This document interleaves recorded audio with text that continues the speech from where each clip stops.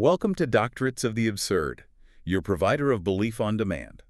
Hello, and welcome to the Deep Dive. Today, we're not just looking at a stack of sources. We are diving headfirst into the fabric of reality itself. We really are. Because, frankly, our sources are suggesting that that fabric is, well, it's frayed, and maybe irreparably so. We are standing at a genuinely existential threshold here. It feels that way. We've compiled a really fascinating stack of material that, it doesn't just ask about the future of technology. No. It asks about the fundamental future of the human experience itself. I mean, what happens when the core ways we understand creativity or beauty or even our social bonds? History, our own bodies. Exactly. When all of that is filtered, broken down, and then reassembled by an increasingly opaque machine intelligence. Just think about this for a second, because this is the real existential itch we're trying to scratch today. What if your favorite style of art, your personal sense of what is beautiful, or even your deepest historical memories are now just ghostly traces? Right. Produced by a machine you can't even begin to understand. We're talking about the collapse of the real thing, replaced by a perfect, shimmering, but ultimately hollow copy. So our mission today is to explore that profound tension.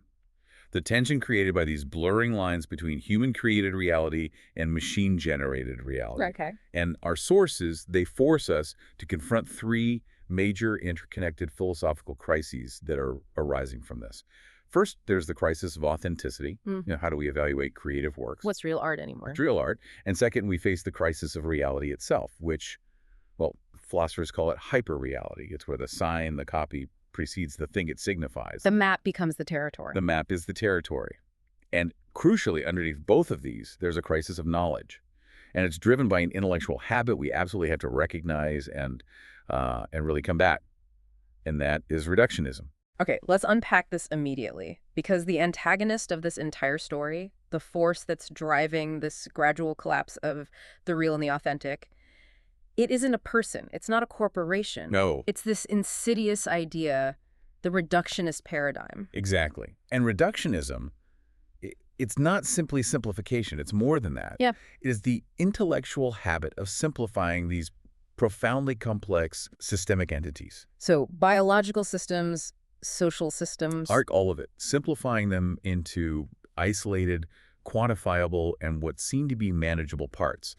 It operates on this really flawed assumption that if you can just understand every single component in isolation, And you must understand the whole system. then you perfectly understand the entirety of the system. Yeah. And our sources show this intellectual habit is failing us. I mean, it's failing us everywhere, from the most fundamental aspects of human health all the way to analyzing peak athletic performance. And this is such a crucial philosophical foundation for our entire discussion today, because AI models, particularly the big generative ones we all use now, they are inherently reductionist. That's how they work. It's their entire mode of operation. They have to break down human culture and language and art into quantifiable data points, tokens, vectors, color values, textures. In order to learn and then reproduce and ultimately to commodify them. Right. And look, if you want to see the shortcomings of reductionism, just look at the field of health. It's painfully clear there. For decades, much of cancer research, and we're talking billions in funding, has been heavily centralized around the somatic mutation theory. Which is the idea that cancer is all about specific genes or mutations. Right. Find the one bad gene, kill it, and you cure the cancer. It's a classic reductionist model that, despite this monumental effort, has proven frustratingly ineffective in providing widespread, durable cures for a lot of cancers. The sources are screaming that there's an urgent need for a profound transformation in this way of thinking. So if that reductionist view is failing, what's the alternative? What is the scientific community demanding now? They're demanding a shift toward a systemic approach, a holistic one. So instead of focusing on the single cell as the isolated, quantifiable part, they're moving toward what they call a tumor system or a tumor ecology framework. An ecology, that's a great word for it. It is, because it acknowledges that cancer is not just an isolated cellular mistake in one line of DNA. It's a complex, interacting system. It involves the tumor, the immune system, the surrounding microenvironment, the host's overall health, It's the whole picture. That makes so much more intuitive sense, but it also sounds infinitely more complicated to research and to treat. It is, but it's necessary. Yeah. You have to match the complexity of reality. And we see the exact same intellectual failure in depression research. For years, drug treatment relied so heavily on the amine deficit hypothesis. The chemical imbalance theory. The chemical imbalance theory, the idea that depression is simply, low serotonin. But we've known for a long, long time that this model is largely unsatisfactory. It's just not enough. Because it reduces this vast, subjective, incredibly painful human experience to a single chemical measurement. Precisely. It's the classic reductionist error. You're treating the symptoms, or maybe the measurable chemical correlates, as the root cause of the entire disorder. So you're not actually treating the person, you're treating the number. You're treating the number. Yeah. And the continuing push for precision psychiatry, which is well-intentioned, it risks falling into the exact same trap. Yeah. If researchers are just searching for a new molecular switch to flip, they're ignoring the totality of the patient. The human being is complex. Depression is a systemic variable disorder driven by this confluence of factors. Okay, so that brings us to that wonderfully long term you mentioned earlier. We have to spend a moment on this. Psychoneuroendocrine immunology, PNEI. It's a mouthful, but the term itself is basically a thesis statement. It is. PNEI recognizes these deep bidirectional communication loops between the central nervous system, So neuro. right, the endocrine system, Neuro. hormones, yes, and the immune system, immunology, and of course the psycho part, our psychological state. So why does this matter so much for something like depression? How do they all connect? Well, think about it. Stress hormones from the endocrine system can profoundly modulate your immune system. That can lead to chronic inflammation, which in turn can alter your brain chemistry and function. That's the neuro part. And all of this is mediated and affected by your psychological state. So if you ignore any one of those four components. You are only ever treating a fraction of the systemic disorder. You're missing the forest for the molecule. The body isn't a collection of separate departments that just happen to be next to each other. It's an interconnected ecosystem. A system. And if we move away from medicine entirely into something like athletic performance, reductionism fails there too. It proves totally inadequate. Our sources detailed this one fantastic study that analyzed predictive factors for batting performance in university-level cricket. The researchers, they operationalized 10 different variables. They were trying to quantify the perfect athlete. Things like muscular strength, aerobic endurance, specific neurocognitive responsiveness metrics. So they were trying to find the one single measurable physical trait that predicts a great high-scoring batter. And they did find one. They found one statistically significant predictor among the 10. Which was? Simple reaction time.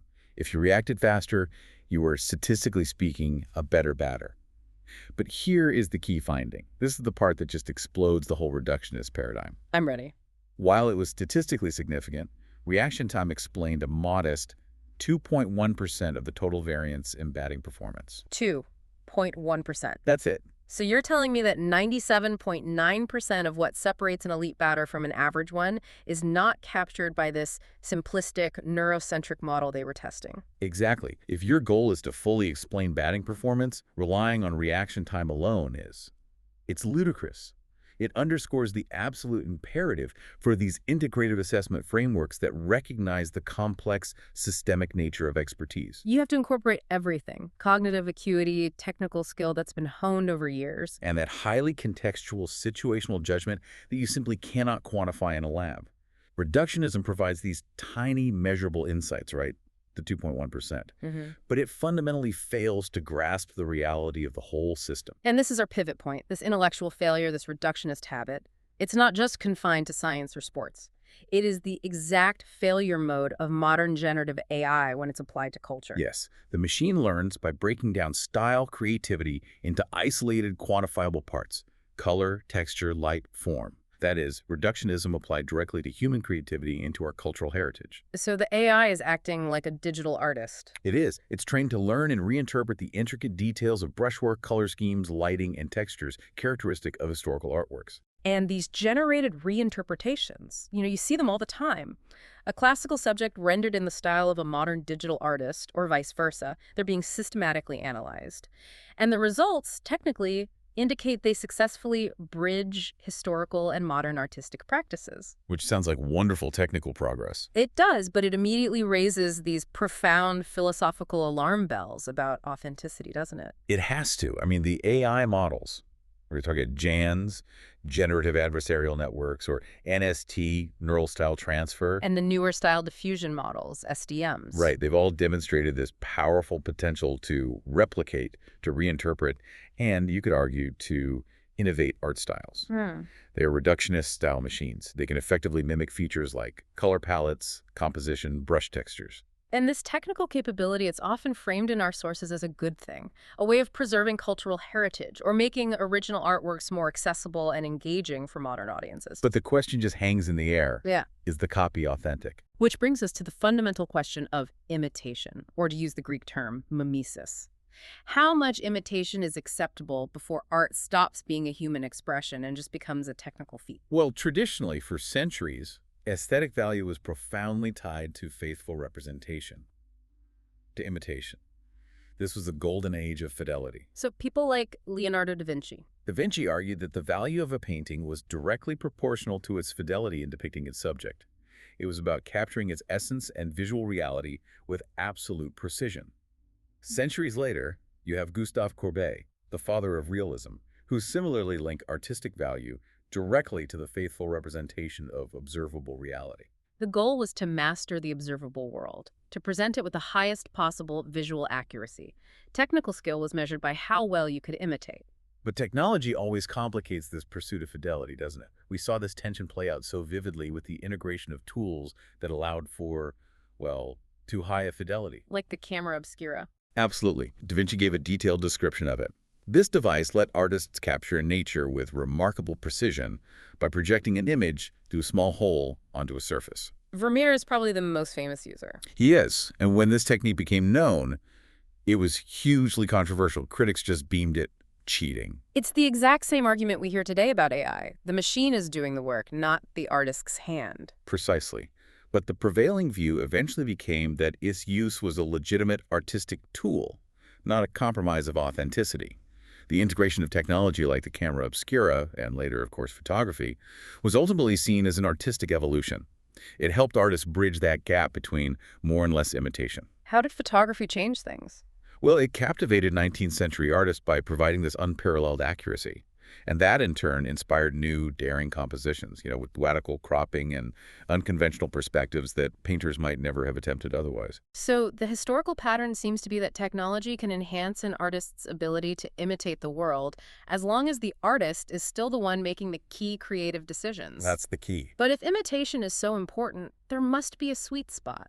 A point where the level of fidelity is artistically satisfying, but not purely mechanical.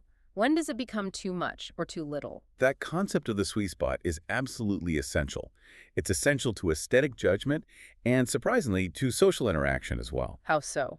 Well, in art, if an artist deviates too much from realistic imitation, they face immediate scorn and rejection from the public and the critics. What are some of the best examples of that, of the less imitation scorn? Oh, look at the post-impressionists. Paul Cézanne, he explicitly rejected the idea of just replicating nature. He focused instead on reducing complex forms to their underlying geometrical structures, the cylinder, the sphere, the cone. A very different kind of reductionism. A conceptual reductionism, yes. And this radical approach was initially met with severe criticism. He was dismissed as an amateur.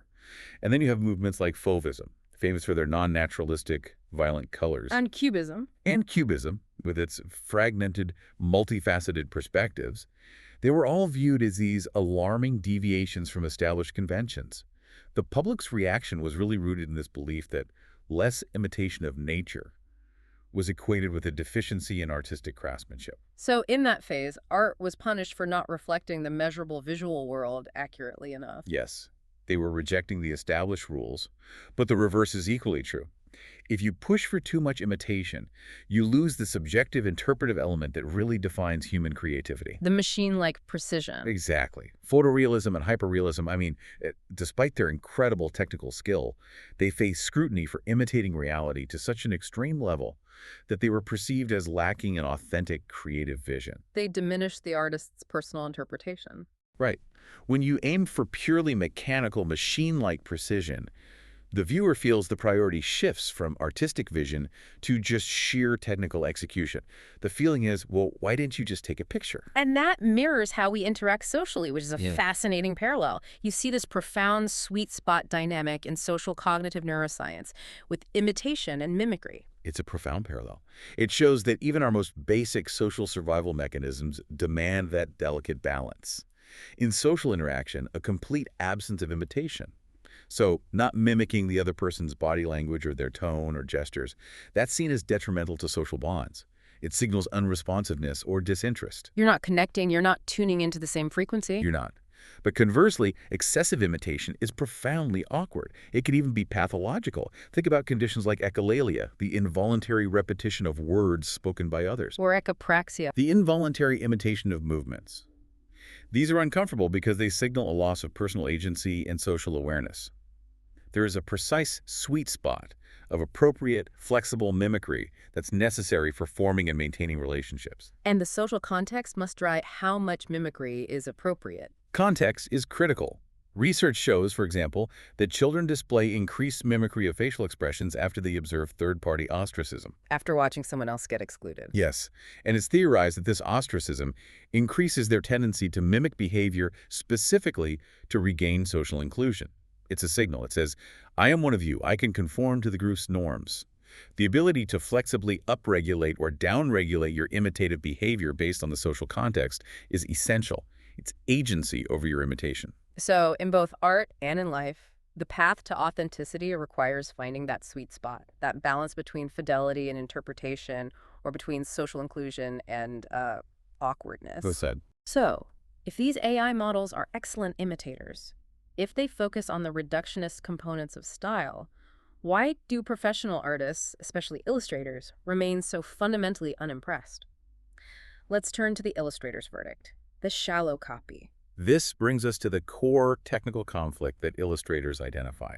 It's the tension between human creativity and the AI's core reductionist function, which is style-content disentanglement. Okay, what does that mean? AI models like Stable Diffusion, they are designed to separate the aesthetic look, the style, from the idea being depicted, the semantic content.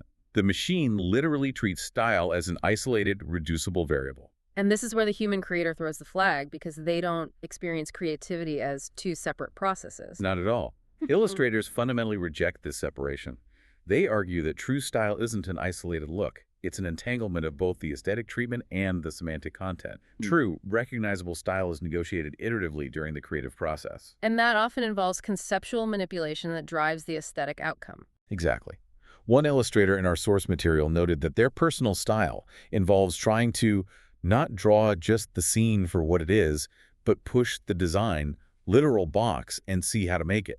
So deliberately playing with the composition, thinking about what's off screen. Right, or even conceptually manipulating and distorting an image to say something bigger than itself. For them, choosing a specific color palette or a certain brushstroke is not just an aesthetic choice, it's a conceptual statement about the subject matter. The AI, focused only on those measurable components, completely misses this crucial holistic entanglement. So it's the difference between a photo of a cake and the actual recipe for the cake. That's a perfect analogy. The AI can reproduce the superficial similarities, the color palette, the brush texture, the shape of the frosting.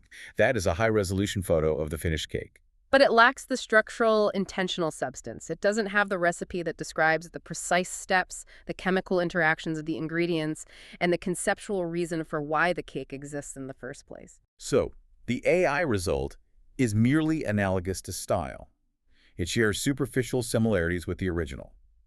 But it is not homologous. It lacks the structural substance, the intentionality, the creative DNA of the original style. The DNA, I like that. And because the result is just this decontextualized, shallow, and frankly predictable copy of the original style, it can't really be considered a true creativity support tool by industry stakeholders.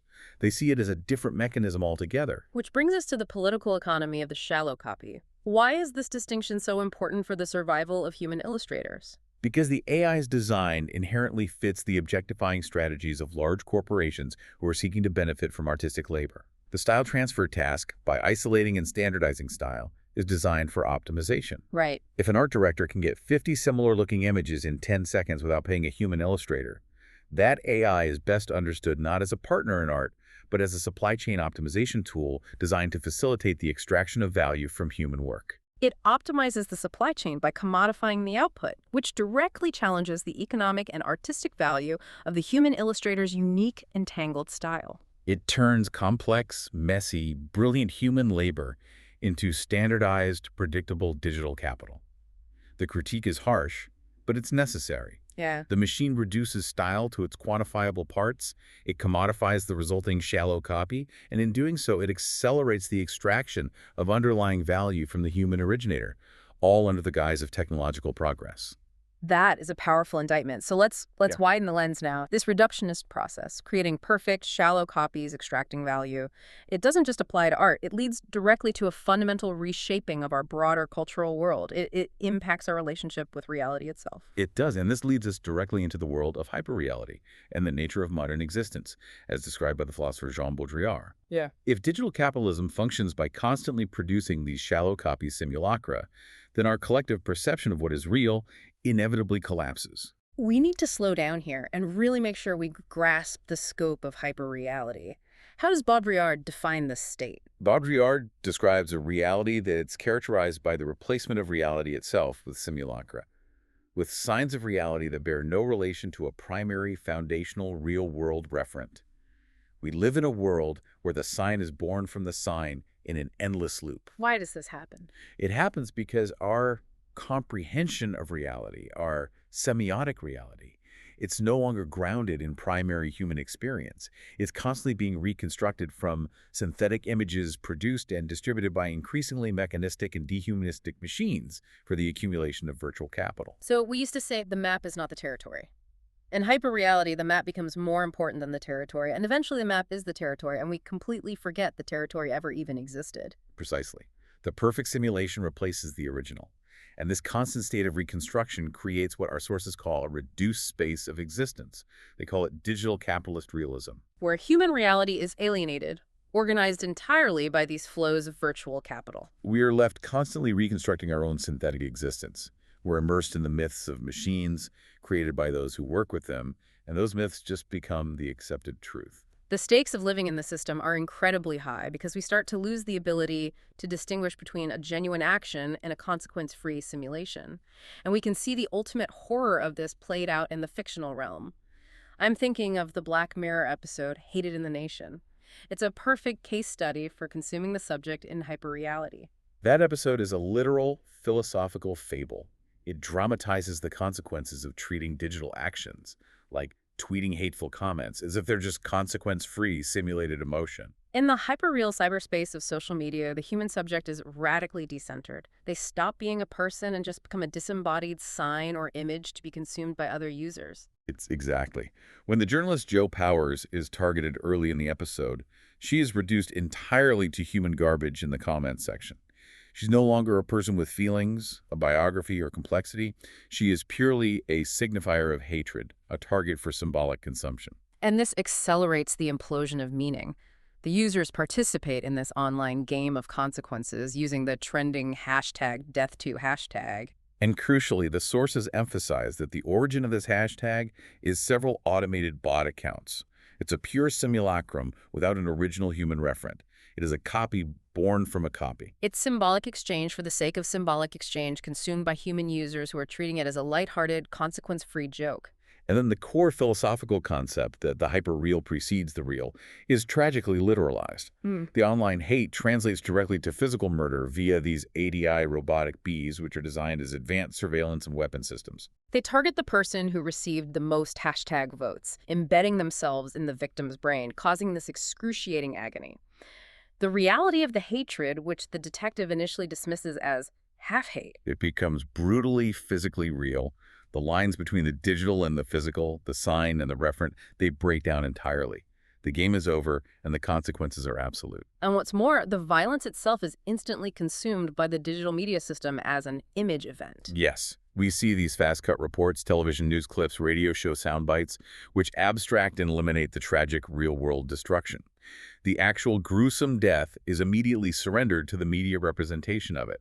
The image takes the event hostage, turning genuine suffering into digestible content. The hyperreal feeds on the real. And that final twist, which gives the episode its moral weight, it just seals the cautionary tale. The activation code is run, and the robotic bees kill everyone who tweeted the hashtag #Death2 hashtag. The hyperreal system ultimately punishes those who mistakenly treated the digital space as consequence-free.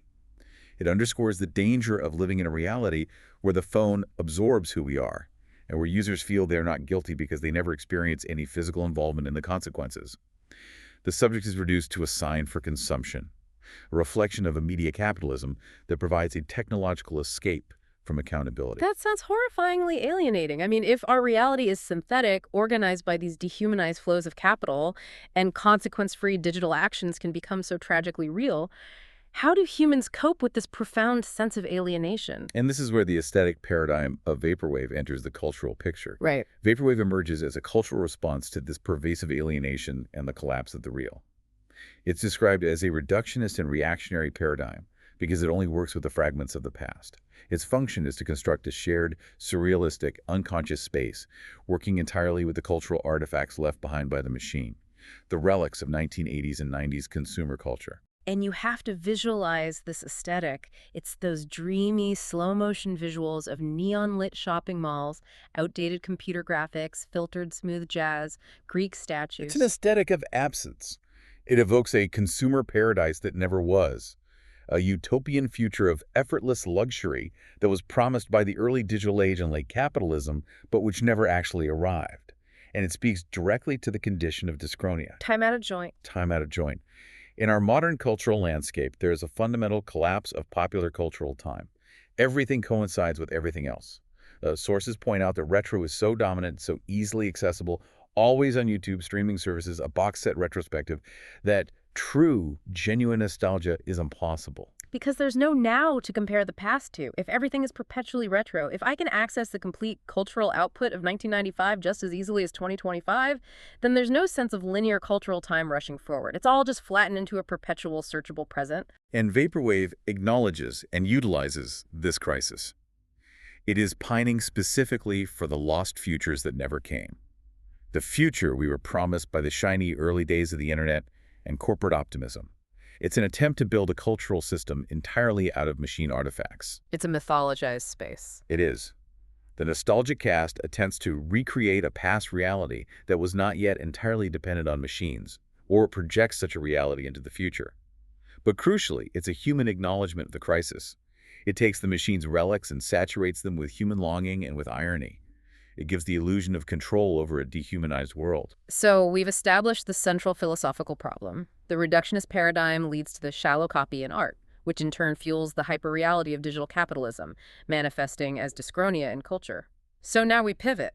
How do we find our way out of this? The path to human agency, according to our sources, requires fundamentally rejecting reductionism and embracing complexity, especially cultural context. We have to move beyond the assumption that quantifiable data alone is enough. Exactly. And our sources vividly detail the profound ethical and practical issues that arise when reductionist AI models ignore cultural context, leading to algorithmic bias and potential cultural erasure. The stakes are incredibly high when these models venture into areas that are so defining of identity, like beauty and cultural heritage. Absolutely.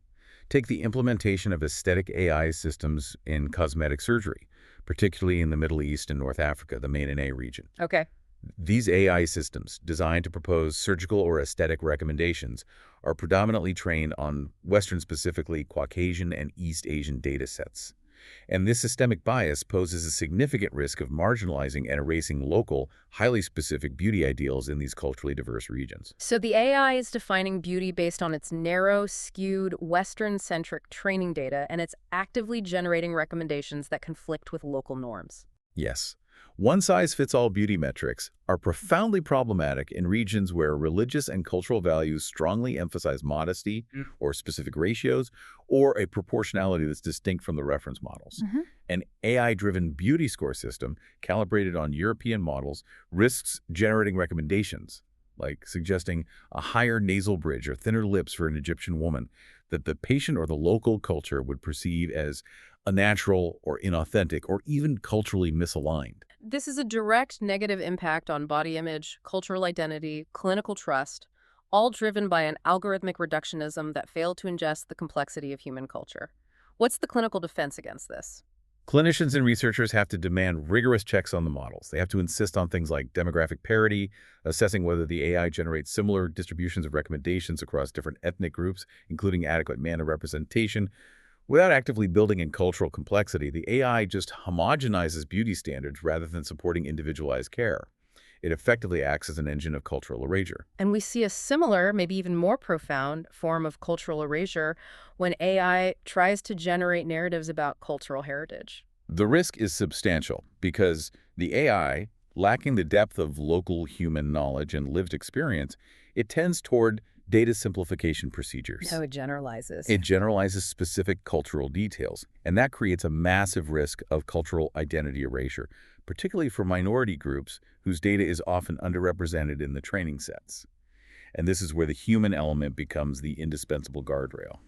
How is this proven out in the research? Well, when participants in a study were asked to use generative AI to create narratives about cultural heritage they were completely unfamiliar with, they were surprisingly more prone to overlooking mistakes and biases in the output images. Because they had no anchor. They had no anchor. Yeah. The AI could generate convincing images, but because the user had no internal complex database, their own personal memory, to correct the machine, they just accepted the shallow copies. But what about when they were familiar with the heritage? That's the ultimate defense.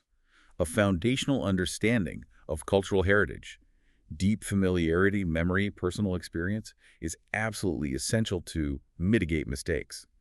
When participants generated images of places they knew, they engaged in continuous critical evaluation and selection of the AI-generated results. They made substantial adjustments to align the output with their cherished memories.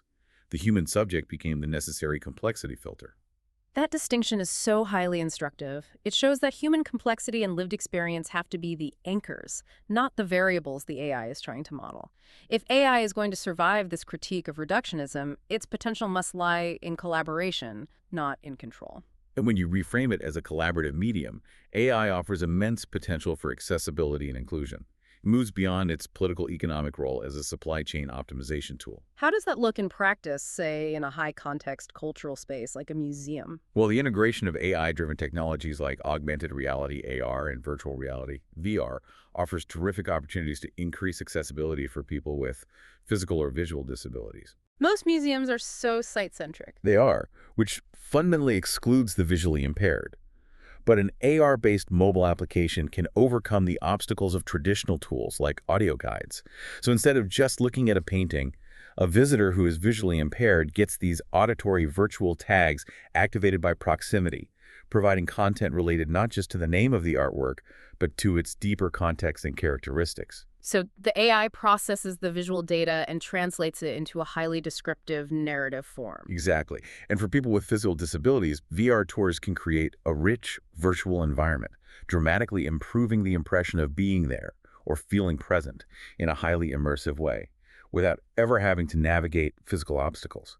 The key is using the AI's processing power to create personalized, highly engaging experiences. This is a huge shift. We are moving AI from merely reproducing art, the shallow copy, to actually amplifying personal narratives and human memory. This is maybe the most unexpected and most powerful collaborative strength of the technology. It illuminates vague concepts in the user's mind. It acts as a cognitive accelerant. When participants collaborate with generative AI to tell their own stories about familiar cultural heritage, they often start with these abstract concepts and fragmented memories, the potential state of their mind. And the machine acts as a visual sounding board that forces the abstract into the actual. Yes. By rapidly generating complete concrete images from vague keywords, the AI output concretely portrays those blurred images in participants' minds, which allows them to immediately refine, reject, or adjust their ideas. Even the AI's uncertainties or its randomly generated elements can prompt them to unexpectedly recall additional details and deep emotions associated with their memories that they couldn't consciously access before. That is a profound tool for self-discovery. Can you give us a specific example of how the machine's chaos helped a user access a buried emotional memory? Certainly. One participant, P17, was tasked with creating an image related to a childhood memory of a specific sculpture. And she initially described the memory using only the word scary. But during the iterative generation process, where she provided additional keywords to refine the image, she added the word thrilling. The AI produced abstract, bizarre, and grotesque imagery based on this chaotic input. And P17 stated that those bizarre, distorted figures truly evoked her childhood fear, making her feel that those three words came alive. Wow, so the AI isn't creating the emotion or the memory, it's providing the chaotic visual stimulus that's necessary to reactualize the human emotion and memory. It forces a level of specificity the user couldn't access on their own. It brings the potential into the actual, but the potential still belongs entirely to the human. It acts as an active, catalytic partner in refining the narrative, not just a passive tool waiting for perfect specific prompts. This type of collaboration is the anti-reductionist use of AI. It prioritizes the complexity of human internal states over the simplicity of quantifiable output. So let's bring this home. Let's get to our conclusion. We are caught between the reductionist machine of digital capitalism and this hyperreal existence defined by shallow copies and lost futures. The call to action seems to be complexity, context, and collaborative human-AI partnerships. But the philosophical implication, which is the ultimate payoff of this deep dive, it goes even deeper than collaborative design. The very appearance of cultural spaces and aesthetic paradigms like vaporwave, this shared, surrealistic, unconscious space that pines for the lost future.